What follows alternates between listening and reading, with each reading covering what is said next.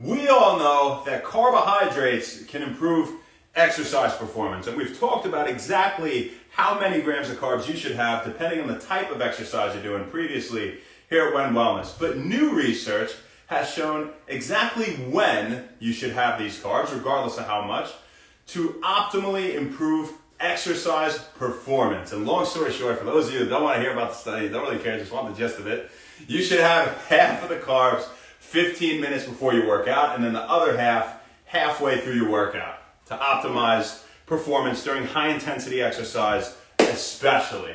So this was a randomized crossover trial involving 8 soccer players from the University of South Korea. And what they did was they gave them an electrolyte plus carbohydrate mixed drink. It was 60 grams of carbs in the drink, and again, a bunch of electrolytes, either 15 minutes before exercise, at halftime, which was 45 minutes into a 90-minute running session, which is wild, right? They ran at 80% of their max heart rate. So these kids are really fit. That's a lot of running, but they're collegiate soccer players, so I guess, you know, it was feasible. And at 45 minutes, they either had the other half and half 15 minutes before, they had all of it at halftime, or they had all of it, again, 15 minutes before they did the run.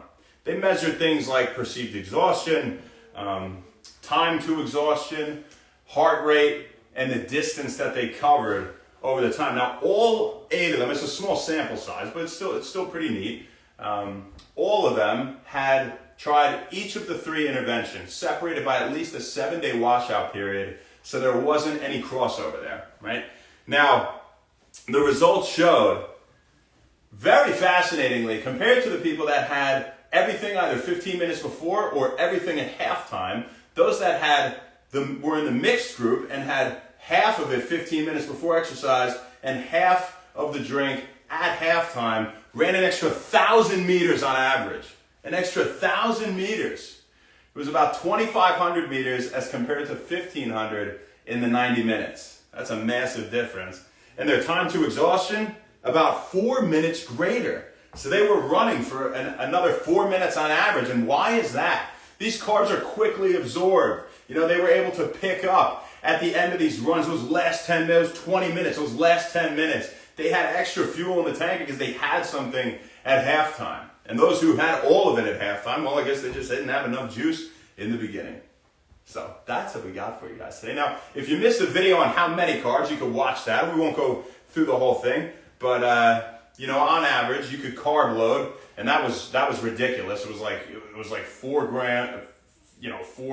grams per pound of body weight within like 24 to 48 hours before the event, which was a lot. But for the typical person that has a soccer game that day, a rugby game, football game, whatever, you're going to want 0.5 to 1.8 grams per pound of body weight within 4 hours leading up to exercise. And then after exercise, you can go for about half your body weight in grams again, and you'd like to get all of it within 30 minutes after exercise if you can. And that's for replenishing glycogen stores. Now, that's not as much purely based on timing for performance as this research was. So I hope you guys got something out of that. When you work out, now you know, you should have some carbs during the thing and before. So, but for optimal fat burning, it should be mentioned, what do you want to eat first? You want to eat fat first or carbs? You want to eat fat first.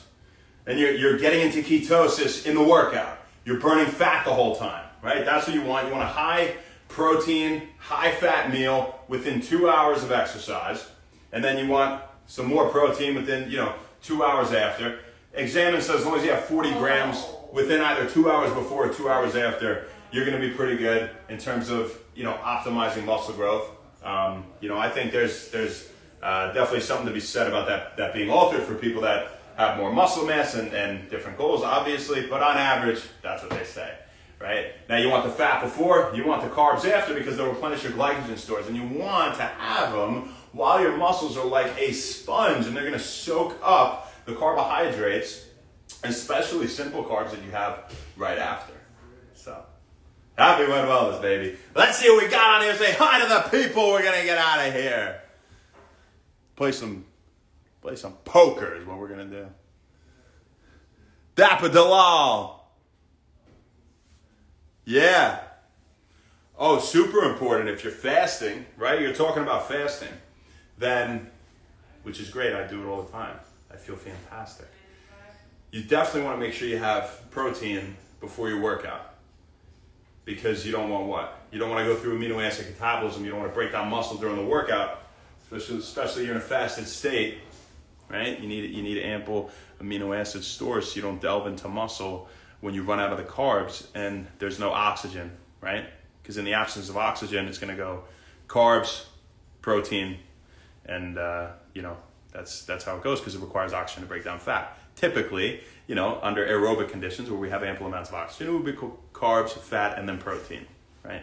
But there is a caveat when it's really intense and you're not getting enough air. Meg, what's up? Gert Martiz, Classic Muscle Guys Journey. How you doing? RM, Danny, what's up? I'm Brian's Life. I'm Shane Wen. How you doing? David Rice. Dapper the Law. First one out of the day. This one's for you, my friend. I hope you have an absolutely fantastic rest of your night. It's all we got for you, folks. We'll see you tomorrow, baby. Not sure where, not sure when, but we'll see you then. Have a great one. Thanks so much, and happy Wen Wellness. Ciao.